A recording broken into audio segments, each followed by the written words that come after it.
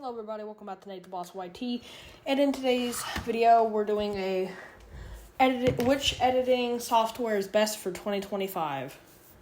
This is my personal opinion. You may see it differently, and that is okay. Anyways, let's get into it. So, starting with Adobe softwares. They have just recently come out with something called, or it may have been recently, they've come out with something called Adobe Express. Which is a free online editing software for Adobe products. Now, anyone's allowed to use it, and I haven't tried it for myself. I've heard some things about it. I mean, it's not very popular, I guess you could say. Premiere's still the big good choice. While other editing softwares of Adobe like Premiere and Photoshop and all of that, yeah, they're pretty good, but like for example, Premiere Pro, you have to pay for that. So I'm not 100% sure. I think for the amount of stuff you can get for paid Premiere Pro, I think we'll put it at. I think we're going to put it at a solid B. I mean, it's been paid to use for a while, and there's new stuff coming out, so. Next, we're going to be moving over to HitFilm. And I'm honestly not 100% sure what this is. I mean, obviously, it's editing software, but it's not really talked about a lot. It is free, from what I've seen. 100% free. But apparently it is a slight bit buggy. So, it kind of reminds me of when I was editing in Clipchamp the other day. So personally, and again, don't have big example for this. So, we'll put this in a solid C tier. So, okay then. Alright, so, solid C. For Adobe Express, oh yeah, I forgot to tell y'all. Adobe Express, for its worth, honestly, I'm going to put it for, if you're doing quick editing, I'd put it for A.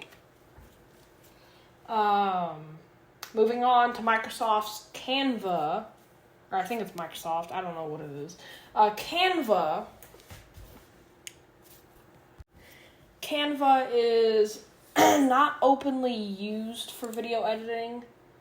Not even for video editing. More or less, it's for thumbnails and quick shorts. So, depending on what you're using it for, it's okay. Personally, and it's not very buggy. It's a very good online software. So, I think I'm going to put this in B tier with Premiere Pro. Let's see. What other things are there? Ooh, I didn't even think about Final Cut Pro. Personally, Final Cut Pro for me, while being paid to use, it's an Apple product. It's okay. It's been around for a long time. So, I don't know. That one I'm not putting in the tier list, though. Where did it go? 1 second. Okay, so for KineMaster, which, again, free software. KineMaster, from what I've heard, I actually think a lot of people use this.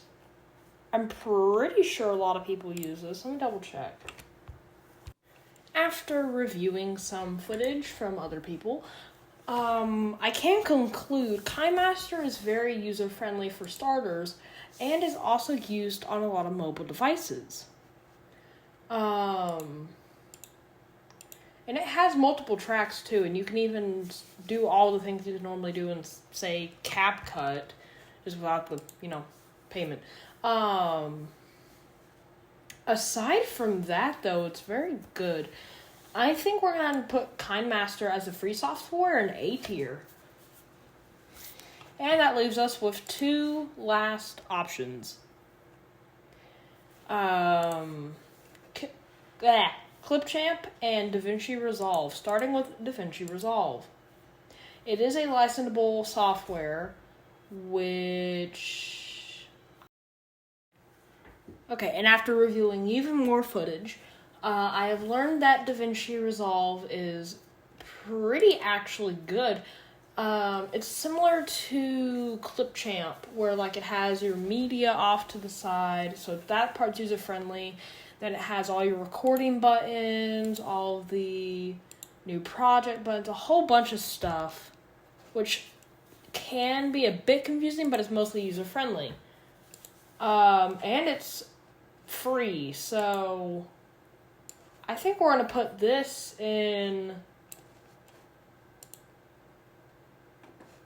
I think we might put that in S tier. I don't know. Let me see. Should we put it in S tier? Yes, we're putting it in S tier. Has like 3 things that all the others don't. Okay, S tier for DaVinci Resolve. Last, Clipchamp. And I actually have used this on quite a few videos, so let me pull up one of mine. While it's good for basic editing, for advanced editing, I do know it's not that great. I mean, yeah, it's good for thumbnails. It's good for making intros. I wouldn't say it's good with most big editing jobs. I'd still prefer CapCut or Premiere or Adobe Express for that stuff, or DaVinci. But for basic and advanced editing, it's not bad. I mean, like, it has addable tracks. It has, you can upload, I think, like up to a few gigabytes of space. Not my phrase. Make that a few, I think actually you can go up to a terabyte. You can change the resolution size of the image, automatic captions with AI, speed, transition effects, filters, all the normal stuff that CapCut would have. And it hasn't been taken down from the public. So I think we're going to put this in S tier too. So there you have it, folks. And again, so we have S tier being DaVinci and Clipchamp, A tier being Adobe Express and KineMaster, B tier being Premiere Pro and Canva, and C tier being, which one are you? HitFilm. But then again, it's also not about how good they are. It's also about how you see them and how you use them. Anyways, I hope you guys find this helpful. If you found this helpful, please give me a like or a subscribe. And yeah, we'll see you guys in the next time. Peace. Nate the Boss out.